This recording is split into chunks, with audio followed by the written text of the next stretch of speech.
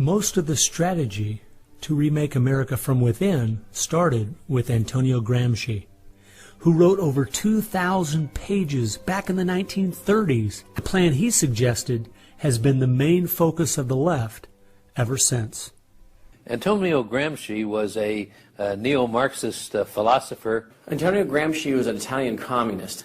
Antonio Gramsci is probably the biggest troublemaker in the world. He's probably got more responsibility for our social ills than anybody else on the planet. He knew of the importance of undermining the morals in the character of this country.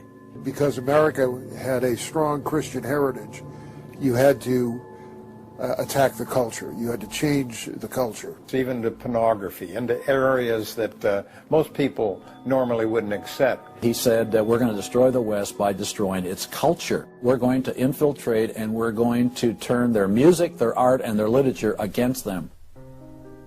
That means that you penetrate the universities, you write the books, the novels, the poetry, the music, the book reviews.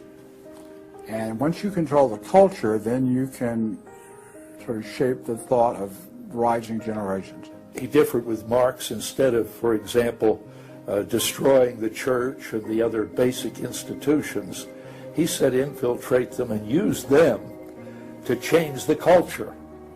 What Gramsci had to say was that this is the way that government is perpetuated and society is perpetuated is through these churches, because they set the standards, they set the framework of the way people live, of rules, how families should be structured.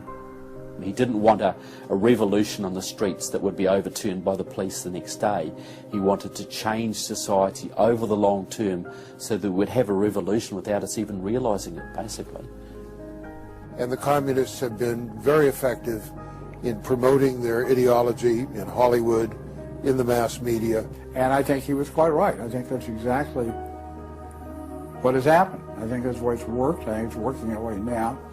And that's where a lot of these people come from. And that's been the big success story of communism in the last 50 years. It's the professors, it's the educationalists, it's the journalists. They are the shock troops, the Gramscian shock troops of the future.